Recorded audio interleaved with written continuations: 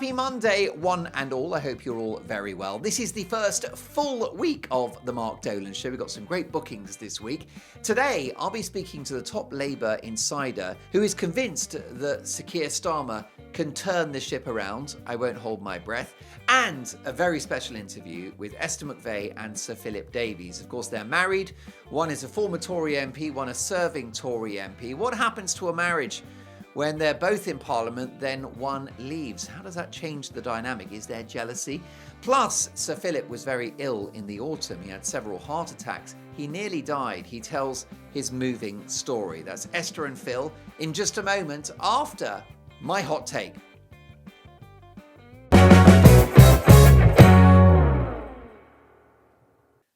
Now, given the current state of media censorship, the author of the dystopian novel 1984, George Orwell, isn't just turning in his grave, he is spinning faster than the Large Hadron Collider. In 2023, the BBC, who seem to spend most of their time protecting sex offenders on their own payroll, launched a chilling new platform called BBC Verify, set up to decide what is the truth. And this week, they have zeroed in on Elon Musk, the world's richest man, who shared claims dating back to 2008 that the UK authorities dismissed the threat of Pakistani Asian grooming gangs, who this programme exclusively revealed on Friday may be responsible for the abuse of up to 250,000 young white girls. Now, the allegation shared by Musk is that at the time, a Home Office document advised police not to intervene in child grooming cases because victims had made, and I quote, an informed choice about their sexual behaviour. Absolutely horrific. Now, we can debate the veracity of these allegations all day long. But here's a question for you.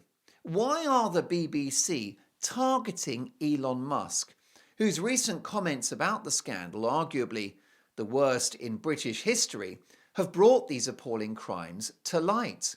It is thanks to Elon Musk and Elon Musk alone that we're now being made aware of the sheer scale of what has happened. And whilst the BBC may not have found tangible so-called evidence in relation to these 2008 Home Office claims, it is a matter of fact that the authorities did turn their back on these young girls. The Home Office, police officers, local council officials, central government, the media, high-profile celebrities who normally have an opinion on everything, the entire establishment were complicit in these crimes that played out over decades because they were all more worried about community tensions and cultural sensitivities and that old chestnut, the fear of being called racist, than seeking to protect children.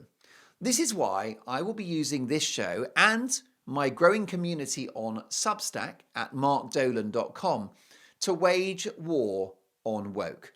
Because it is political correctness that allowed these evil, twisted and disgusting men to commit their crimes with impunity.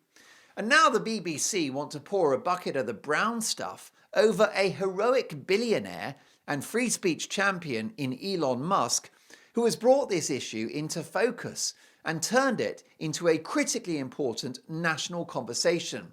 How naive of me to think that that is the BBC's job. Now, with his intervention in this story, Elon Musk has given thousands of victims a voice. And what do the BBC want to do? Shut him down. The messaging of this is appalling from an organisation who were asleep at the wheel as one of their biggest stars, Hugh Edwards, consumed unspeakable material whilst the face of their news operation. How dare the BBC, in their ivory tower funded by you and me, decide what is truth and what is not? Let's be honest, you've got to ask yourself, where were BBC Verify when we were encouraged to take that wonderful medication against COVID? It would stop you spreading the disease or catching it. Where were BBC Verify when side effects were downplayed? Where were BBC Verify when we were ordered to wear those worthless face masks, or told that if we sat down in the pub and ate, we were safe from COVID, but if we stood up and walked to the toilet, we were not? Where were BBC Verify when we were told to follow the science, with absurd arrows in supermarkets telling us which direction in which to walk, for a disease non-fatal to almost everyone, but one characterised in the press, including within the BBC, as the next bubonic plague? Where were BBC Verify when the lab leak theory would see you cancelled, but which is now the most likely explanation? Where were BBC Verify in the run-up to and during Brexit and Project Fear, the suggestion that if we left the EU, there would be a run on the pound, capital flight, and an instant recession? Where were BBC Verify when we were told that the Russians influenced the 2016 US election, or that the Hunter Biden laptop scandal was a non-story? And where were BBC Verify when the Democratic Party conducted a fraud on the American people by pretending that Joe Biden was as fit as a fiddle with a mind as sharp as a tack? A quick interruption to thank you for coming over to YouTube to watch The Mark Dolan Show. But here's an opportunity to see all of my shows, longer, unedited, with no ads, all for free at markdolan.com, along with lots of extra content, including bonus interviews and exclusive monologues, plus personal videos from me at home, live chats, and the chance for you to message me directly. Longer show, bonus videos, all ad-free. Just go to markdolan.com and I'll see you there.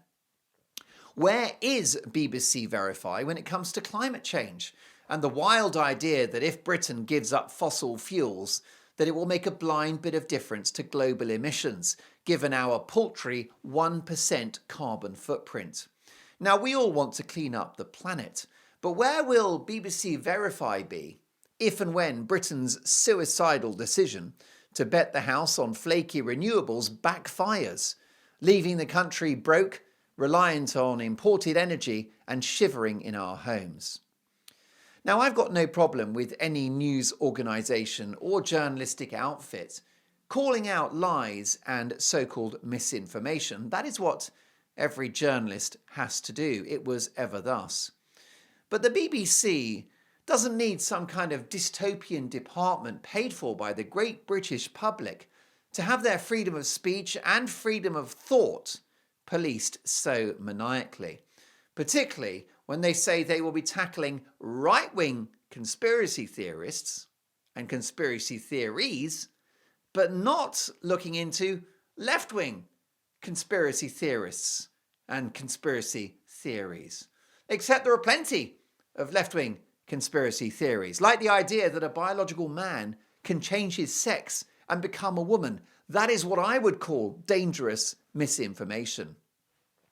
What a cruel irony that the hoodie-wearing, kickboxing, curly-haired boy wonder Mark Zuckerberg is decommissioning his so-called fact-checkers at Facebook, freely admitting in a recent video that they were not politically neutral, which of course you and I knew all along. One man's fact-checker is another man's political activist. I'm reminded of the comments of that hellish authoritarian Jacinda Ardern in New Zealand, who said a couple of years ago, "The government is your only source of information." Terrifying. I detest censorship in all its forms because its existence places enormous power in the hands of a small number of people who want to control what we see, what we hear, and ultimately what we think. The general thrust of Elon Musk's 24-hour Twitter frenzy, and by the way, he might want to ease up on the coffee slightly, was that the authorities let down a generation of vulnerable girls. And that is something that even the ideological gatekeepers at BBC Verify cannot deny. So what is their solution? What is the BBC's endgame with all of this? Would they like Musk? Would they like Musk to have his Twitter account suspended? Perhaps they'd like Twitter, now known as X, of course, banned altogether in the UK as it was briefly in Brazil. I'm sure this Labour government and the censorious Sir Keir Starmer would absolutely love to shut the platform down. This is a man who, as Prime Minister, releases hardened criminals from prison early to make space for people who say unkind things on social media. It's like those high-profile celebrities that are leaving X, or publications like The Guardian. You can love or hate X, but your decision to leave it is the biggest single proof that you don't believe in free speech. And this recent attack by Britain's national state broadcaster on Elon Musk demonstrates that they detest free speech, and it demonstrates what they think of you. Because I think, in my opinion, their opinion is that you're stupid. They think that you can't be trusted with information, that you can't process facts, spot a lie, or make your own judgment. It demonstrates that they want to control the narrative and control the national conversation. But thanks to Elon Musk and shows like this one, their grip is loosening, soon to be lost forever. I wonder if the BBC would have censored the iconic Stoic philosopher Marcus Aurelius, who in the year 180 said the following. He said, "Everything we hear is an opinion, not a fact. Everything we see is a perspective, not the truth." But the BBC didn't get the memo, did it? So the BBC is going to verify us, but who is going to verify them? And who decides what is and isn't disinformation? As the last few years have shown, in many cases, misinformation plus about 6 months equals the truth. So what looks like a good 2025 for the Conservative Party? Who better to ask than the fearsome political double act of former Conservative MP Sir Philip Davies and current serving Conservative MP for Tatton, Esther McVey. Great to see both of you. Esther, what do the Conservatives need to achieve this year? I know Phil always talks about trust, and the Conservative Party's got to get that back. People have got to listen to them. People have got to believe in us again, and it's got to be workable solutions, what we're coming up with. The good news is the Socialists, the Labour Party are doing so badly, the public are looking for another party to come forward. And I think they've realised that, left-wing ideas don't work, and they're now looking for right solutions. Indeed, clearly if there was an election tomorrow, it's unlikely Labour would win an overall majority, but there's 4 years likely until the next election. Would you like to see some sort of speedier action from the leader, Kemi, in terms of policy announcements and a general sort of clue as to the direction of the party? No, I don't think it's sensible to have policies for the next election set out now. I mean, actually, a lot of that is what Keir Starmer did in the last Parliament. He told students years in advance he was going to scrap tuition fees, and then when he got into government, he found, well, I can't scrap tuition fees, and then he looks stupid and he's broken a promise. So I'm going to interject on that because makes a change. Yeah, but I don't know if he was just saying that because that was, what he thought 4 years ago, or if he was just trying to hoodwink people, tell people everything they wanted to hear. So I'm not sure that was a preemptive idea. I think he did that with everybody. I think he told everybody what they wanted to hear. So I think that was just duplicitous. Well, you're less generous than me. I am. You're less generous than me. But look, the point. Well, I happen to think that Sir Keir Starmer, Sir Philip, is dishonest to his core. I just don't think he's an authentic man, and I think he's an opportunist politician that just goes with the wind. But he is going to be Prime Minister probably for the next 4 or 5 years. So are you comfortable, Phil, with this sort of pace of change that Kemi's talking about, whereby she connects with ordinary voters, listens to them, and then gets people around her and sort of puts together a well thought through policy platform? Is that the right approach?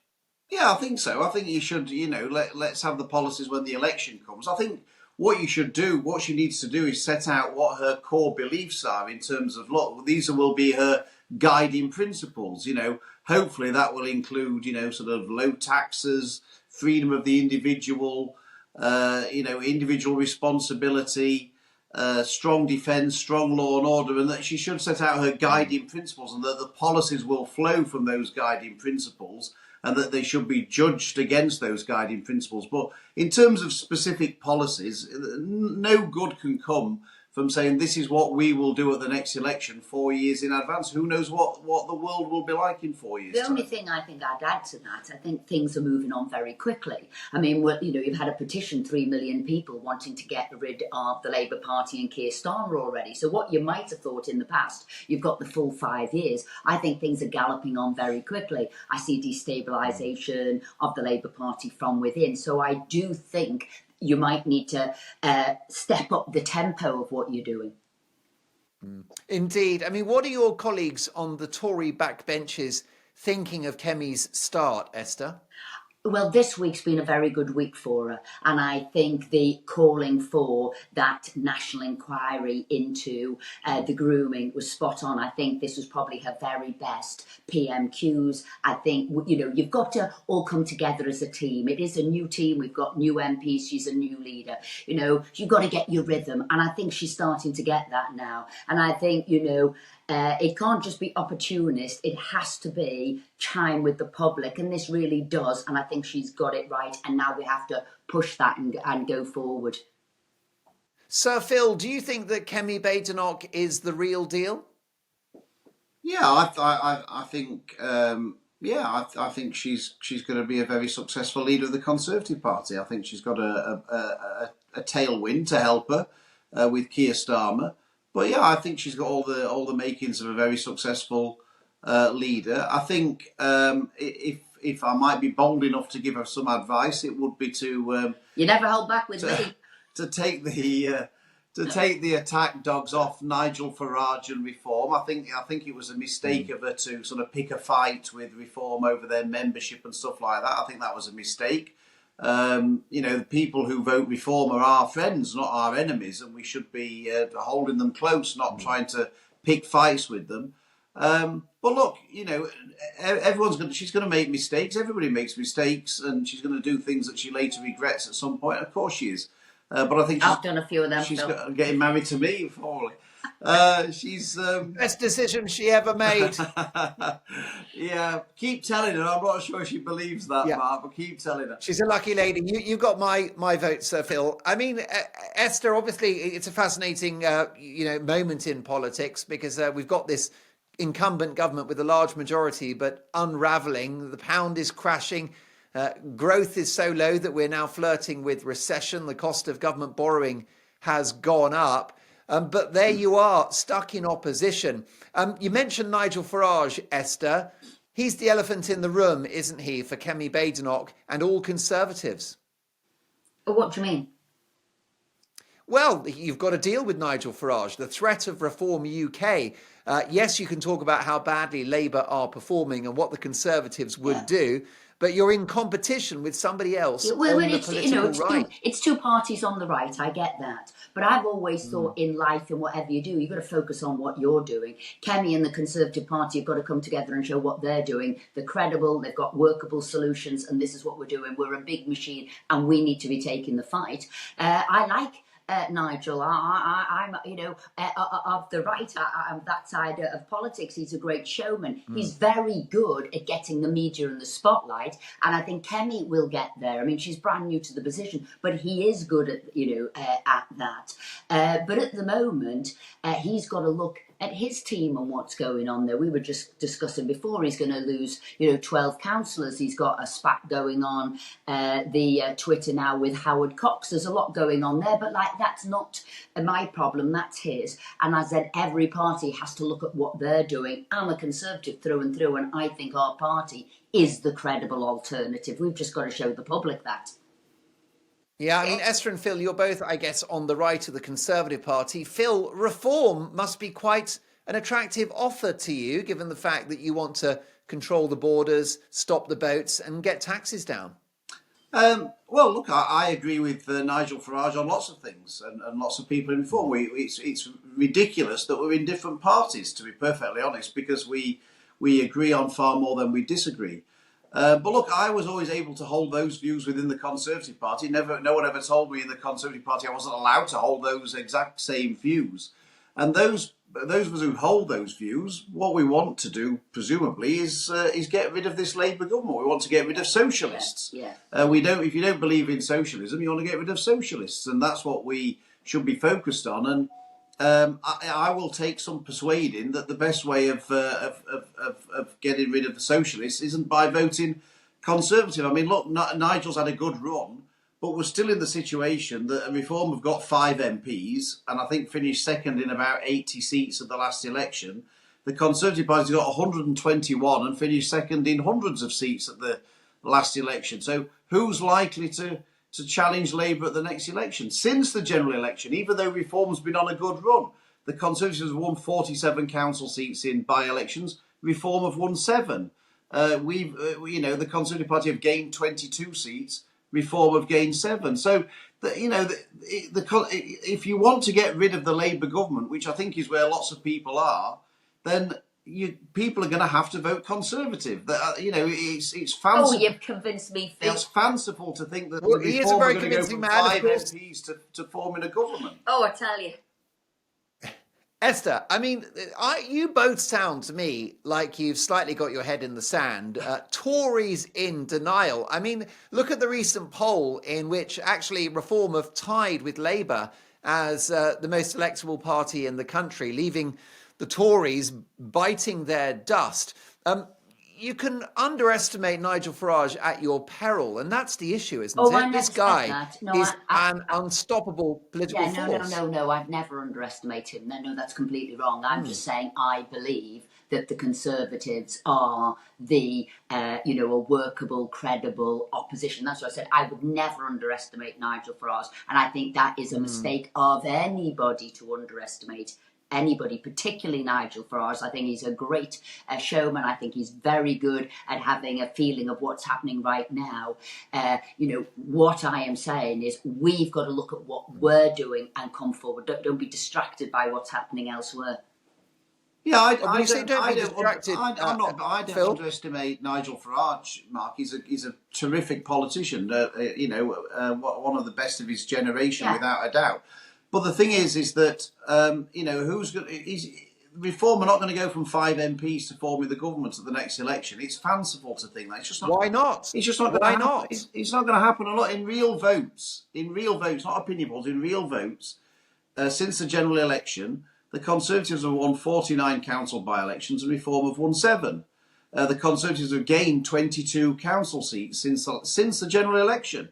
That's real votes in real areas. That's what really counts. And so, what I think. Phil, I mean, what I think the Conservative Party if we're going to do the numbers, I mean, Nigel only became the leader of Reform shortly, weeks before the July election, and they accrued 4.1 million votes, far more than the Liberal Democrats. Yeah, but it wasn't as if Nigel was an unknown figure when he took over, Mark, and sort of started from It's all stayed as a Brexit. They've stayed as the Brexit numbers, haven't they? Yeah, the Brexit Party numbers. That's what he's got. That's what he's come back. That's what it is. And Nigel will command a lot of votes. But look, what I will say, where I will concede to you, I don't think, I would like to see potentially in the future, perhaps at the next election, because I want to get rid of this socialist government. It's failing the country badly already, and we should all put our egos to one side and our tribalism to one side. We should be focused on the interests of the country, which is getting rid of Starmer and this socialist government.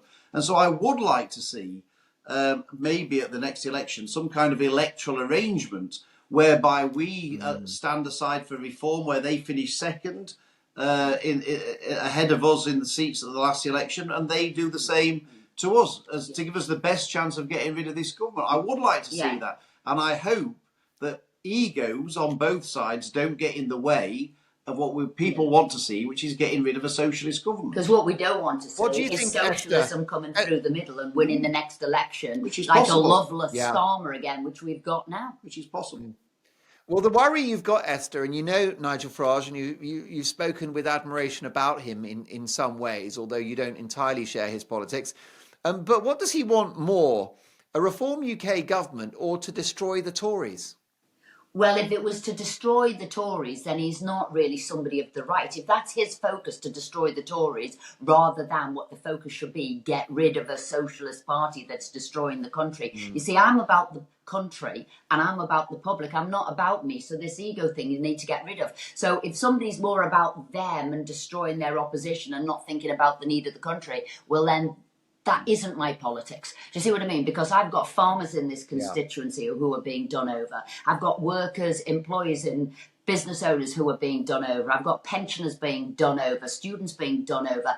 I need us to support them and get the country back on track. Yeah, we should want to destroy socialism. Exactly. Not destroy conservatism. Here, Phil. Well, there's a reason we're together. We can agree. We can agree on. There you go. Look, peace has broken out in your lovely palatial home. Esther, do you think Kemi Badenoch and/or Nigel Farage would swallow some kind of electoral pact? Yeah, I do.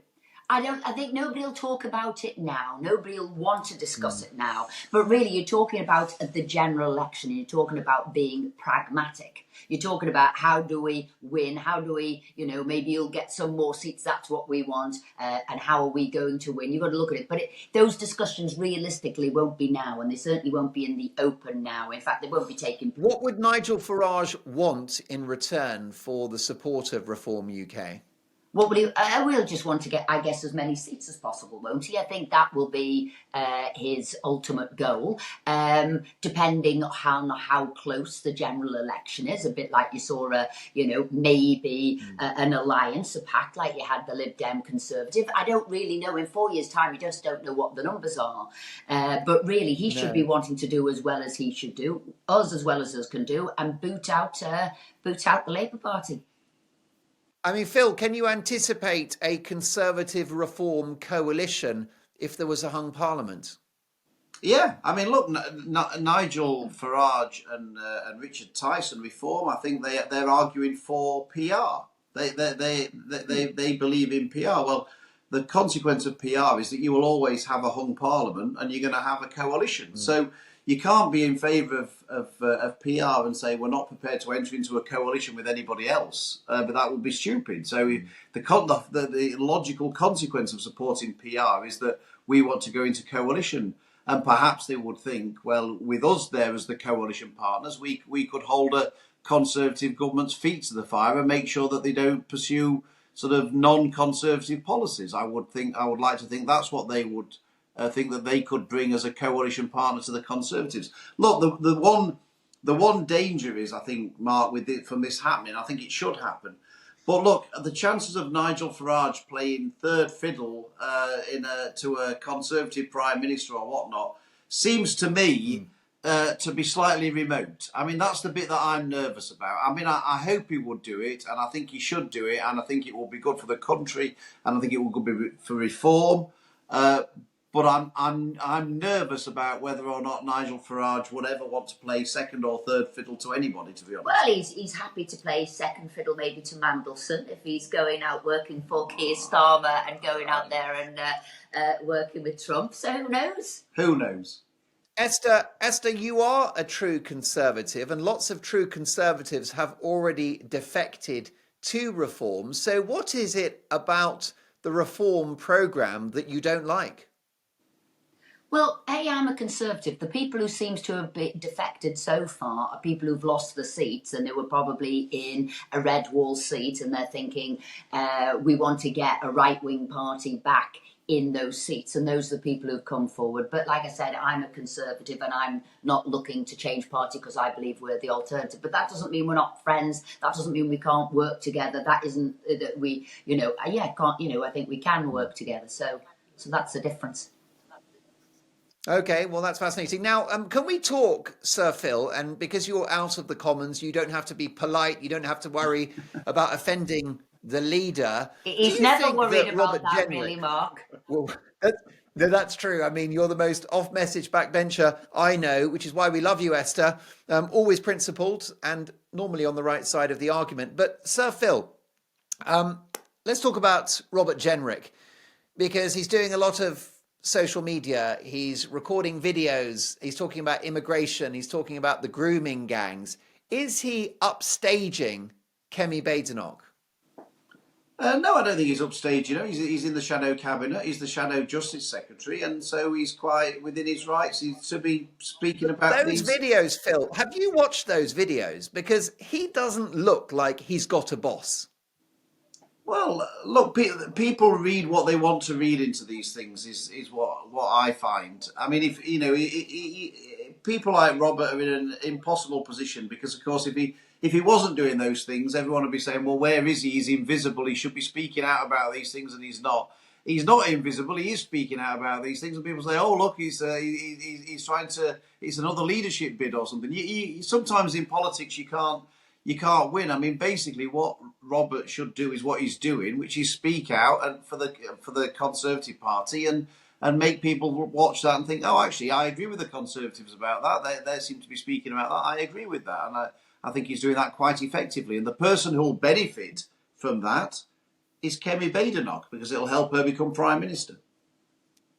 Perhaps, but Esther, if you look at those videos, we mentioned earlier that the leader, Kemi Badenoch, wants to, seek the wise counsel of the British public. She's going to connect with grassroots Conservative supporters. She's going to listen, learn, and then put together a policy platform.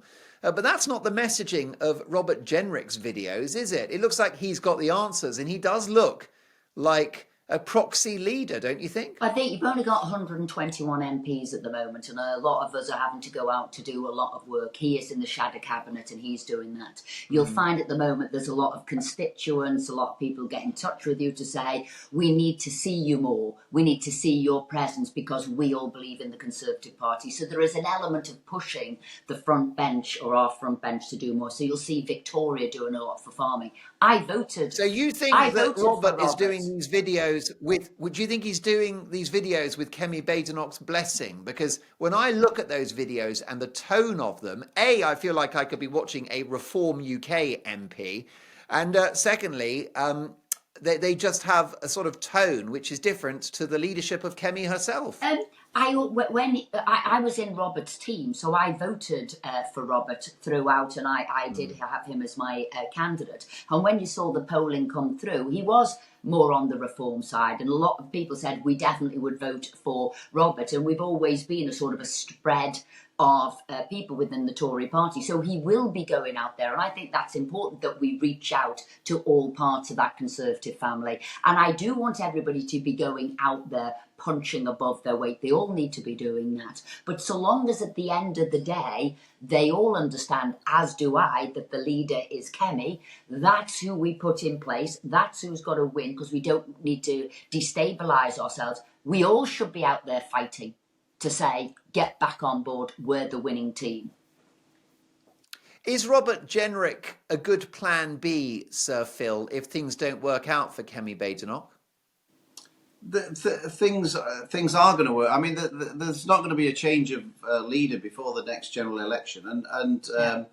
And have you not had a cursory flick through the history of the Conservative Party? Yeah, but We've been there for most of those defenestration. I've also had a cursory look at the new rules, Yes. Mark. And the 1922 committee have sensibly, in my opinion, changed the rules so that now it would take a third of the parliamentary party to sign a letter requesting a vote of no confidence. And it's inconceivable that would happen to any leader. I think that certainly wouldn't have happened to any of the ones that took place in government. I don't think a third of Tory MPs would have written a letter of no confidence, and so it's not going to happen. And so, look, the thing is with politics is it's actually quite a serious business. It's not a soap opera. It's actually really serious. It affects people's lives. We're seeing the damage that the government's doing to people's employment, to the economy, to mortgage rates. It's really serious.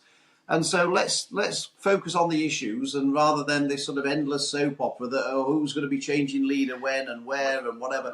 Do you know what I like as well? When I was a kid, in Liverpool, watching the Thatcher government, and it was all the different characters in there. So they were very different, and they did take up a different part of the spectrum. So the fact that Rob Jenrick is slightly different, and you might think he's more reform, well, that's great, because I'd like Thatcher, I'd like Tebbit, I'd like Heseltine, but I like them all, and I can still name them all. And that's what I want to see. I don't want to see the vanilla politicians that all blend in and we see Kemi as a leader and we don't know where anybody else is. I want to see those, what did we call them? Big beasts of politics. And I want to see them again.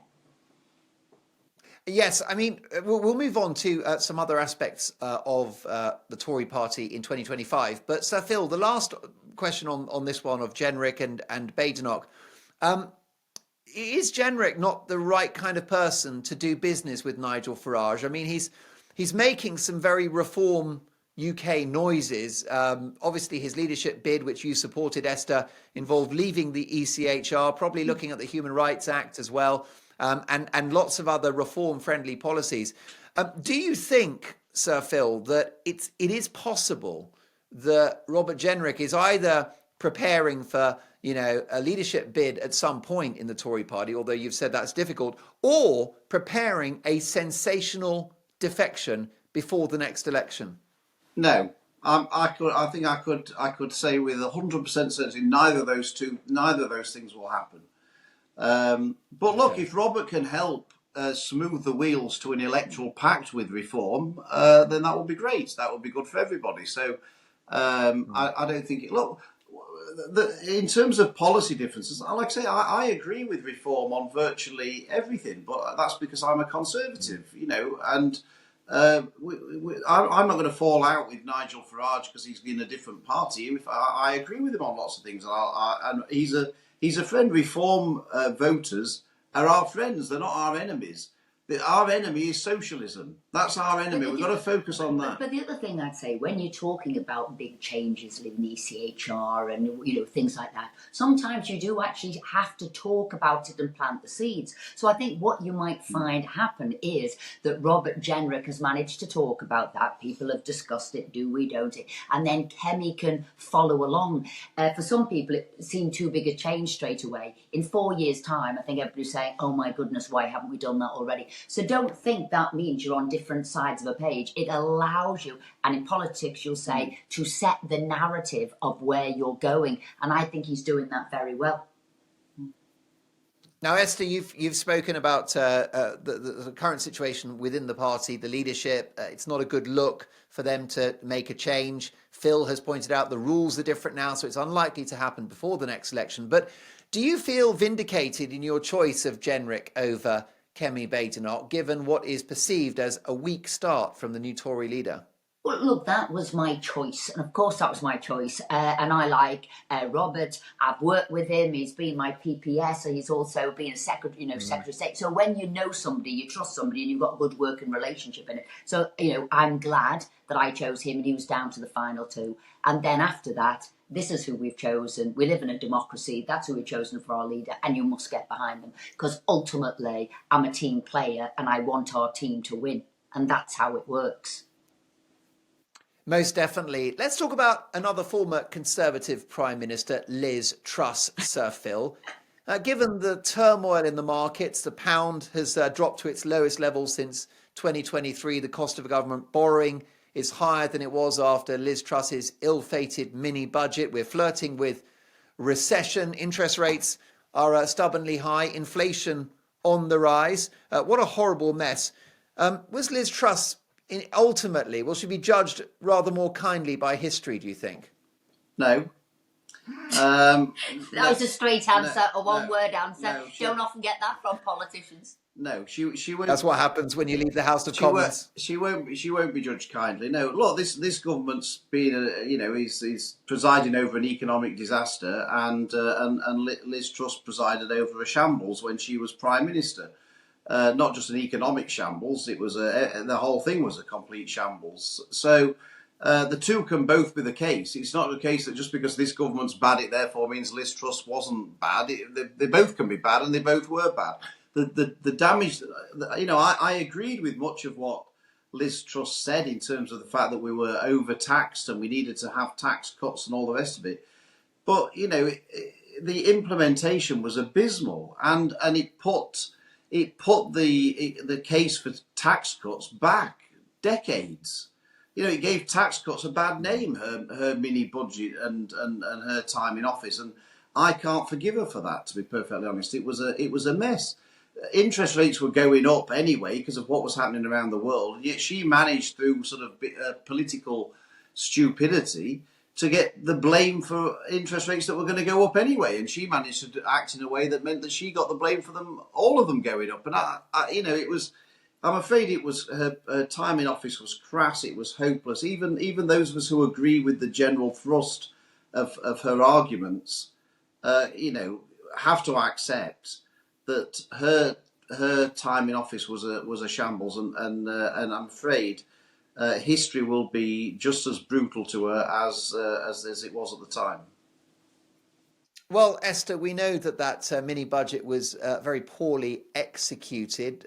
Plus, of course, we know that the Bank of England have a case to answer in regard to our looming pensions liabilities, which, of course, Number 10 knew nothing about. So I do think that she was unfortunate on that one. But don't you think that sort of principle of going for growth was absolutely right? And all that happened is that they just didn't quite pull it off. It was a bit deeper than they didn't quite pull it off. So yes, you want to go for growth, and as we both agreed, we agreed with a lot of it. But she didn't cut her spending accordingly. She didn't do a balanced budget. She talked about, well, we'll reduce taxes, but at the same time as they're reducing taxes, she had to reduce her spend. Now, she didn't do that, so that to me isn't conservative. You've got to balance your books. Now, what Rachel Reeves done is done a tax grab, a tax spend, and public sector pay. She hasn't balanced her budget, and that's what spooked the market, saying, oh my God, where's this money going to come from? So government borrowing's going to go up, are you going to tax again? So neither did, for me, a strong Conservative budget, because neither of them got it balanced in different ways. But I'm afraid the corrosive effect of what Rachel Reeves has done, the destabilisation of businesses, the fact that they don't want to invest anymore, the fact that they don't want to expand and don't what we're doing, Rachel Reeves is deeply corrosive to all of society and aspiration. Now, Sir Phil, the Labour Party have got off to a terrible start. Like I mentioned, a litany of things. The Chagos Islands surrender, economic disaster. I mean, what a week it's been for the economy. Growth was 0.7% in January, the highest in the G7, 0.5% in July when Rishi Sunak was still Prime Minister. So you got the economic impact, the Chagos Islands, freebie gate, the pensioners, the farmers, private schools. I can't think of a worse start for an administration in recent political history. But is there a chance, Sir Phil, that Sir Keir Starmer will get a better feel for being Prime Minister, and that Labour, over the next 4 years, will get the hang of government? They couldn't have a worse feel for it. No, I don't think so. I think they were busted flush, to be perfectly honest. And the thing is, in politics, people make their mind up about you fairly quickly. The British people are sort of fair-minded. They'll give everyone a go.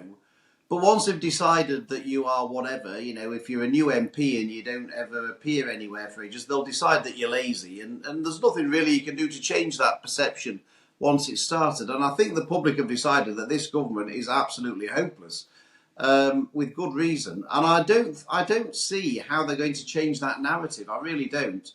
I think they are a busted flush. The only way that they are... Although, Esther...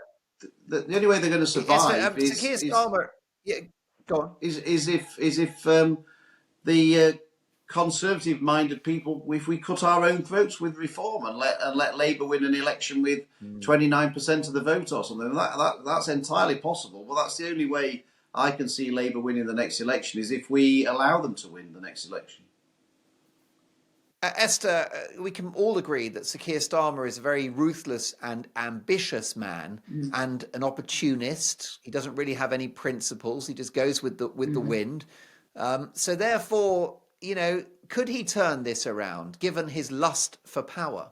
I think he could try and chuck people under the bus to save his skin. So I was always deeply aware that with the Rachel Reeves budget, his hands was never really on it. She seems to have taken the flak from the word go.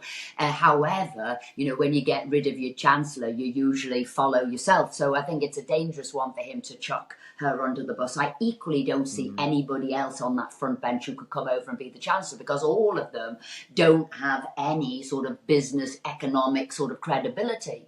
But I think that's what he'll be looking to do. So is the guy a survivor? Does the guy seem to make sure that his fingerprints aren't on things? I think that's definitely the case. But going on, we talked about sort of what they've done to business, what they've done to farmers, what they've done to pensioners. But I look at the corrosive effect they've had on society. A new quango pretty much every week they've developed since they've been in power. So that is nobody being accountable, a lot of cost and a lot of removing away from power. A look at the sort of the schools, what they're doing there now, taking away high standards and aspiration and opportunities from people. And I see this 4-day week creeping in for a 5 days pay. I mean, they're doing serious harm, deep corrosive harm to our society. And on top of that, no deterrent for immigration, and don't want to answer any of that. And we haven't got on to Ed Miliband yet and the stuff he's doing. Oh yeah, I mean, net zero, crazy. That's probably the worst, worst of all. And that's I business agree. going offshore. It's egregious. It's economic vandalism, absolute insanity, of course. And it's amazing how much damage, Sir Phil, Ed Miliband has done to the Labour cause over many years. Yeah, no, I think he will be the single biggest reason why Labour will lose the next election. Do you think more than Rachel? Yeah, I genuinely do. I think the damage that he's going to do. I really. Not Bridget Phillips. There's quite a few. No. I think what Ed Miliband does is going to be the worst of all for the Labour government. It's it's a mess, and I don't see how it's ever. I just don't see how it's going to improve. If anything, it's going to get worse. But the interesting thing, Mark, is how sensible the British public are, because they were clearly sick of the Conservative Party at the last election, and they treated the last election a bit like a massive by-election where they felt that they were so unhappy they just wanted to get shut of the Conservatives and hang the consequences. Really, they were so angry and so annoyed.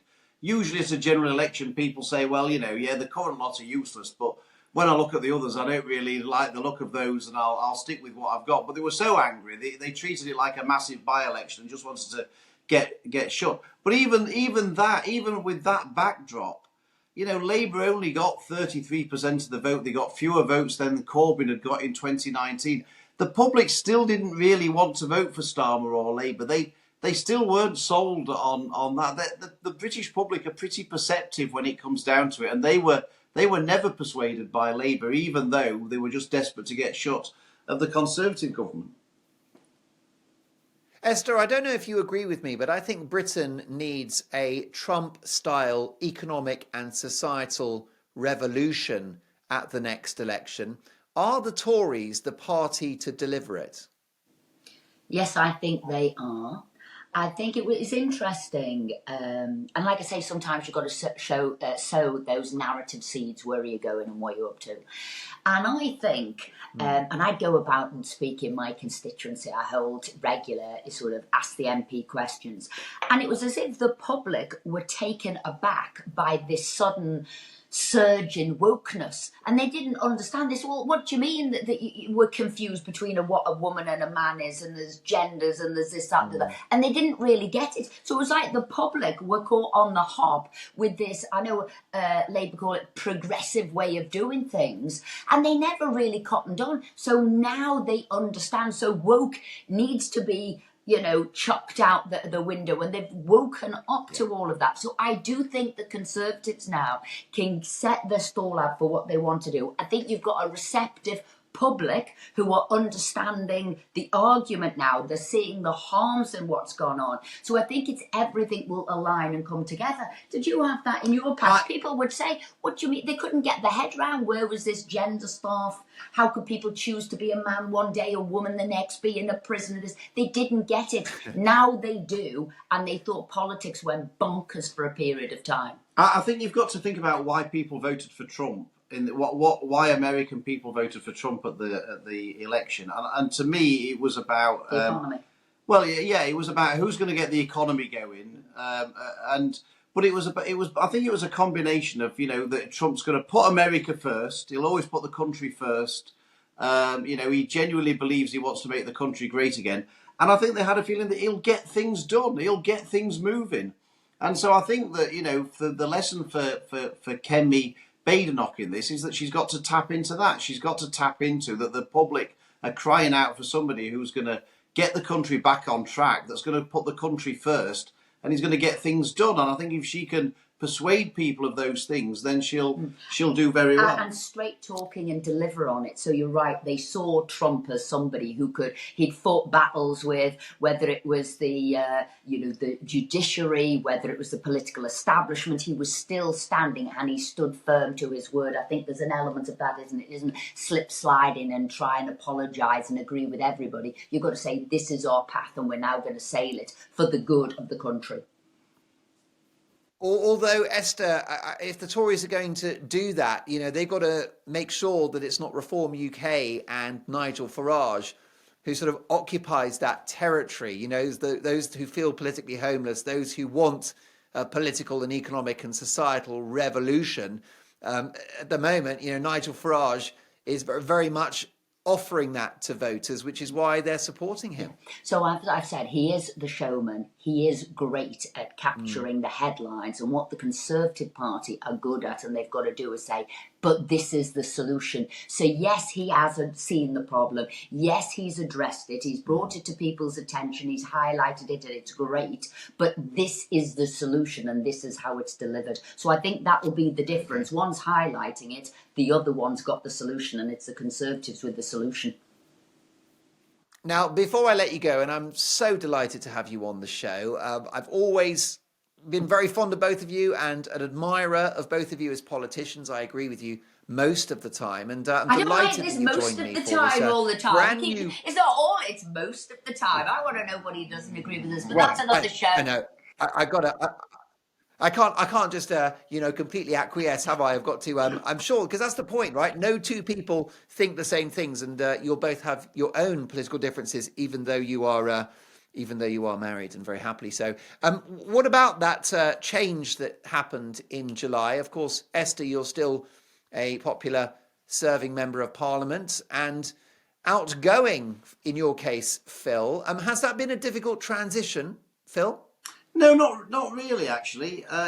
In many respects, you think it might be, because the danger in Westminster is that you become institutionalised. And I've seen lots of people become institutionalised. It's very easy to do. And, being an MP, it takes over your life. It's, you're never off duty. It's 7 days a week. So I've sort of been surprised that it hasn't really been too difficult to transition. Maybe sort of having half my foot in the camp with Esther maybe helps. I don't know, but no, I haven't found it difficult. It's been easier than I anticipated. There are certain things that I miss. Being an MP is the best job in the world. Having a platform to speak out about things about which you feel strongly is an immense privilege, and I loved every minute of it and wouldn't have changed it for the world. But the people of the Shipley constituency showed typical good sense in thinking he's run his race, he's had his chance, and it's time for somebody else. And I always said I would accept and respect the verdict of the Shipley constituency, and they're very sensible people, and I'm sure they made a sensible, logical decision, even though it was at my cost. But no, I did my best for 19 years, and maybe it was time for someone else to have a go. Esther, has it changed life for both of you with Phil out of the Commons and you still there? Well, something that did change our life, and I get quite emotional at this, because Phil was incredibly ill and he had a series of heart attacks, and then we didn't know if he was going to live or die, and we were living day by day for a month. And then he had a quadruple heart bypass, and probably one of the best surgeons in the world, and he saved his life. And we found out he was like a day away from maybe a heart transplant, or maybe they couldn't even operate. So we had a really, really difficult, didn't we? August, September, October. But now I sort of say he's been completely replumbed. He's now got the heart of a teenager, and instead he's killing me off. So, because of what we've been through. So I Of course think, he is. You can't keep up. so politics was one thing, that sort of getting out of the house, the House of Commons was another thing. But I think the life change and transformation. So I tell you, I'm like a cook extraordinaire now. Hearty, healthy food I can do in an instant. About caring for somebody, looking after somebody, and sort of doing that. So I think there's a lot in a life change that we've done, and we've done together, which has made us sort of a lot stronger. Yeah. The harder transition, Mark, has been giving up. That's right, Phil. The harder transition's been giving up full English breakfasts and fried bread and things like that. That's been a much harder transition than getting out of. Look, the surgeon said, and we've given him his name check, Professor Venkat said, he was allowed a treat a month. So he's allowed fish and chips once a month. He's allowed a full English breakfast once a month, but it's grilled and no fried bread. And he's allowed a curry a month. And what did Philip say to me? Oh, that sounds like a good day. No. So, yes. That's exactly. That is a misinterpretation of the spirit of the law. I mean, Phil, I wasn't going to mention your health challenges because I know you've not been massively public about it. You've been quite private, but I've had colleagues and friends that kept me updated on your situation when you were poorly. Now that you've come through all of that, do you view life differently? I don't know is the honest answer. But You love me more. I saved your life. No, I got into hospital. I did save his life. Yeah, but I always knew. I always loved you, so I didn't need to love you any more than that. So I don't know, to be honest. I probably haven't. I probably haven't sort of sat and thought about it for very. I haven't probably gone through that sort of thinking. I've just sort of gone from one thing to another and doing things and whatever. So I probably haven't stopped and reflected on it. But yeah, I mean, I certainly am incredibly grateful to Esther, who took me to A&E and saved my life by taking me to A&E at Wythenshawe Hospital. Without that, if I hadn't have done that, then it would have been all over for me. And also Professor Venkat at Wythenshawe Hospital, who's one of the best surgeons in the world. I'll always be grateful for both of those things because both of those people saved my life. There you go. What a note to end on. Two of my favourite politicians, two of my favourite people. Esther and Phil, thank you for joining me on the Mark Dolan Show. Our pleasure. Anytime. Brilliant stuff. My thanks there to Esther McVeigh and Sir Philip Davies.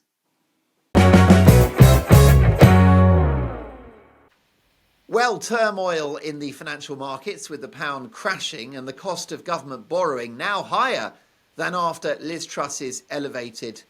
One more time, well done me, my first mistake. Well, turmoil in the financial markets with the pound crashing and the cost of government borrowing higher than after Liz Truss's ill-fated mini-budget. So is this brand new Labour government already in deep trouble? And will Sir Keir Starmer have to consider firing his Chancellor to save his own political skin? Let's get the views of a man very close to the party, former senior Labour advisor, Paul Richards. Paul, welcome to the Mark Dolan Show. Hello, Mark. How you doing? I'm very well. Good to have you. Now, is this what stabilising the economy and fixing the foundations looks like? Well, it is in the sense that Labour had a terrible inheritance. I mean, possibly the worst inheritance of any incoming government in the post-war period, and a 14-year period that basically wrecks the economy. So the budget, which contained unpopular measures, had to be put in place to try and fill the black hole. And then what we've seen since then has been a legacy of those years of failure. It is going to take time. I think the problem is, of course, people are impatient. They voted for change. They want to see some of those changes happen sooner rather than later. But Labour's strategy is a 4-year or even a 10-year strategy to stabilise the economy, and the results won't start coming through till next year and the year after. But did the public vote for economic growth to go from 0.5% in July, the highest in the G7, to almost zero right now, and Britain flirting with recession? I don't think there will be a recession, because I think some of the figures coming through from the Christmas period have been quite positive. But I think a lot of the plans for growth rest on reforming the planning laws and getting building going, and that will take some time. this is a very active government. I mean, lots of legislative programme being put through, lots of laws being put through the Parliament. But again, the nature of our lawmaking is that it does take time, and I think some of these things will be a while before they really get felt. I mean, the way you and I know, Mark, the way the government will be judged in 3 or 4 years' time is: do people feel safer? Do they feel slightly better off? Are the streets clean? Is the health service working? It will be those practical bread and butter things that the government will be judged on. I think the state of the bond market isn't something that most people care or know about, but they will know about whether or not their waiting list in the hospital is less now than it was before. Well, I'm sure that Labour's long-term plans may be laudable, but everyone hated that first budget, didn't they? Pensioners, farmers and employers. So do you think strategically Labour now need to acknowledge that they got it wrong and they're going to have to take a different approach? Probably spend less money, borrow less money and tax less. That's not the view. The view is not that it went wrong. The view is very much that it was the right thing to do. And yes, the outrage and the pain was priced in, because we knew that if you were to do something as dramatic as that Rachel Reeves budget, it was going to cause some pain. You say the farmers, Mark, but I mean, it's not all farmers. It's only very wealthy landowning farmers. Most farmers not affected by those changes. Well, the NFU would dispute that. I mean, listen, you can't talk up this budget, Paul. The bottom line is that the pound is tanking, the bond markets are in meltdown, and the cost of government debt now is higher than it was under Liz Truss's premiership. I mean, it was a terrible budget, and Labour are going to have to change tack. I don't think anyone is saying this is an easy period, but it is a legacy of 14 years of the Conservatives, and you can't turn the oil tank around in 6 months. But I would say the proof of the pudding will be in a year or two. But some people have gained straight away. The people on the national minimum wage will see an increase in their salaries. I'm glad to see that the teachers, for example, are getting an average of extra £2,500 into their pockets. Dare I even say some of the other workers who had long-running disputes with the government have had those disputes settled, and they've got money in their pockets. And of course, if let's take train drivers, because I'm sure that's what you're about to say.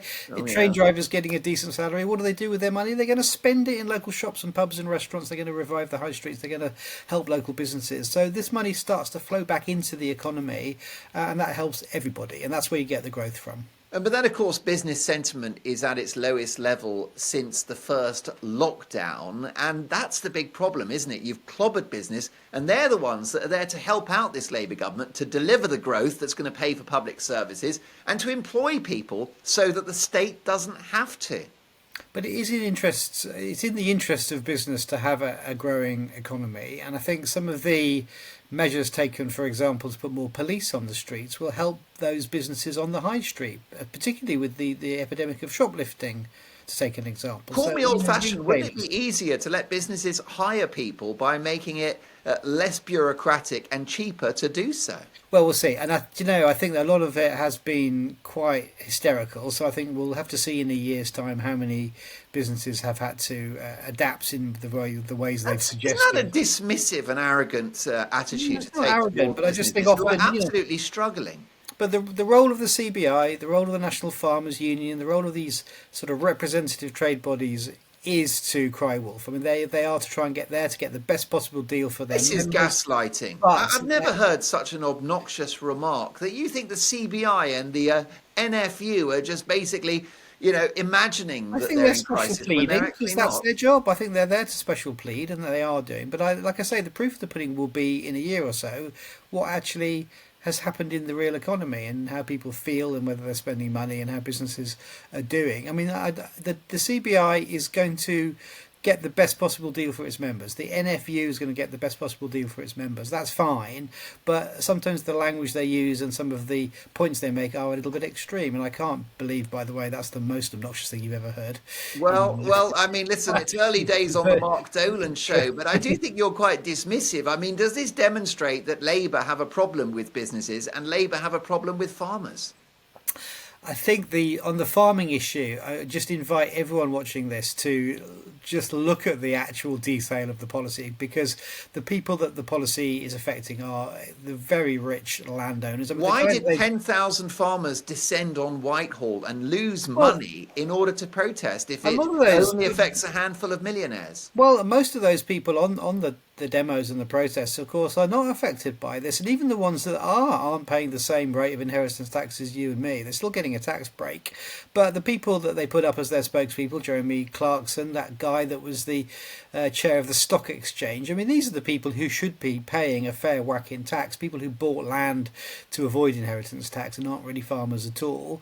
And, you know, those that are protesting, well, they're probably not Labour supporters in the first place, so they're quite happy to come and shout at the government, just like they did with the last Labour government. So therefore, Labour don't care. The mask has slipped. Now, Paul, here's a simple question for you. Why is the economy shrinking under Labour? I think it's a legacy of 14 years of underinvestment and of a stagnating Under the Tories? wages under the Tories. Well, wait a And I minute. Under think- the Tories, we had the highest growth in the G7. It wasn't hang just on. 0.5% in July. It was 0.7% in January of this year. Bring back Rishi Sunak. All is forgiven. I mean, that line, there's the fastest growth on that from an incredibly low base after Well, Liz we Truss take has it now, tanked the Paul. economy. And Liz Truss has tanked the economy, Bite by your the way. hand off. If she wants to sue me as well as Keir Starmer, go ahead, because people with mortgages know full well that after that disastrous Liz Truss budget, of course, their mortgages went up through the roof, and we all know that she tanked the economy. So, you know, a little bit of improvement on where we were is not what we want. We want sustained growth over month by month, just like Labour did last time. What happens if we go under into Gordon Brown. recession? What happens if we go into Well, recession, which I don't think- many I don't predict think may we will. happen? Well, I don't think we will, because I think the figures from the quarter, including Christmas. Did you go shopping at Spending a bit Christmas? more Did money. you go Yeah, down to Selfridges, Paul? I was indeed not Selfridges, but I was certainly in the West End, and people were spending money. All right, well, I'm glad to hear it. What about Rachel Reeves' position? Because, I mean, you will have to acknowledge that the economy is feeling the heat at the moment. She's the Chancellor.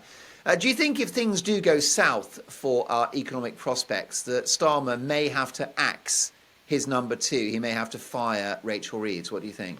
I think that's incredibly unlikely. In politics, you never say never, but I just think that he's made a statement about the solidity of the government and wanting to have the key people in post for a sustained period, and to get over that kind of chopping and changing we had under Liz Truss and Boris Johnson and Rishi Sunak, where you weren't quite sure who the ministers were week to week, and neither were they, actually, I think, a lot of the time. And I think we've got to get past that. So if I was a betting man, I would say Keir Starmer will be Prime Minister, Rachel Reeves will be the Chancellor of the Exchequer at the time of the next general election, and because I think the country and the markets need that stability. Keir Starmer has suggested that those who want a national inquiry into the appalling rape gangs scandal are far right. Is he right? I think some of them are, and others are not. But I think the general call for another national inquiry ignores, first of all, the fact that there has been a 7-year inquiry that cost £200 million and came up with 20 recommendations which have largely not been adopted. And I think it also doesn't take into account the fact there were lots of local-led inquiries in Telford and elsewhere which have covered the ground. I mean, the important thing for me now, and this is the point that was being made in the House of Commons this week, is that it's about the victims and it's about the recommendations being implemented, so it can't happen to anybody in the future.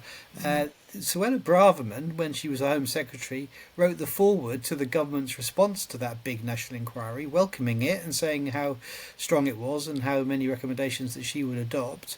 Also, the paragraph, by the way, which praised Keir Starmer for his role as the deputy of the director of public prosecutions, and they've all changed their minds in the last few days. And you might want to ask yourself a question: why? Why have they all changed their minds on the Conservative side? That suddenly they want this new national inquiry because they were in government and they could have done it and they didn't. Now, of course, we had the Freebie Gate scandal, we've had the Chagos Islands sellouts, and now economic meltdown. Are you disappointed by the performance of this Labour government that you've been campaigning for 15 years? I'm not disappointed. I just think there is a recognition. This is now the hard yards of change, and I do remember from my own time as an advisor to the last Labour government, it was a slog. It's hard work to change things. Institutional change takes time. This is a government coming in mostly untested, so many of the people in government have not been ministers before, and I think it is just going to be something that takes time. Now, the problem is with social media and everything else, everyone's expecting results immediately, and if you don't get a result straight away, everyone shouts, or it's useless. But I think the reality is, of our political system, we have 5-year parliaments for a reason, and the fact we have a parliamentary process where laws have to go through, and that can take months. People are going to have to sort of settle in and recognise this is a long-term haul to get where we want to be. People voted for change, and I think the change will come, but it will take time. Just briefly, Paul, the polls aren't great for the Prime Minister. Of course, it doesn't matter. We're just 6 months into a potential 5-year term and a super majority for Sir Keir Starmer. But the polling doesn't look good. I understand the Prime Minister is the least popular Premier since records began as a new incumbent at number 10. So if things stay like this for Starmer, could there be pressure on him in, let's say, a year's time? Well, I think the polling is a reflection of what we were talking about earlier, which is getting all of these very difficult decisions around. It's Starmer as well, though, isn't it? The public don't love the guy. Well, they don't sort of warm to him in the way they might with other sort of celebrity type politicians. But on the other hand, I think they do like the fact he's just a solid guy getting on with the job, and there may not be the sort of theatrics and fireworks, but I think we've had plenty of that over the last 10 years, and I'm not sure we want much more of it. I detect within the Labour Party absolutely no appetite whatsoever for any changes at the top. He will be, as I said before, the Prime Minister at the next general election, and he's just a solid guy, in public service for the right reasons, getting on with it. And I think we just have to cut him some slack, really. And last but not least, are Labour worried about Nigel Farage and reform?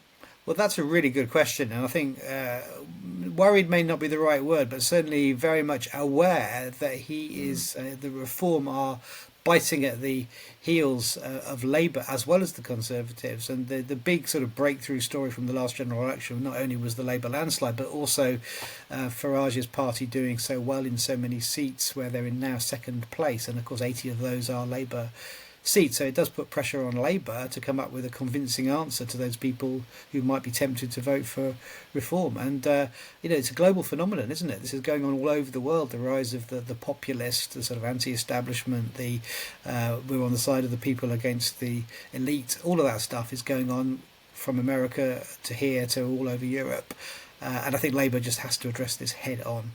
Paul, a fabulous debut contribution to the Mark Dolan Show. Do come and see us again soon. Certainly shall. Thank you very much for having me. My thanks there to former Labour advisor Paul Richards.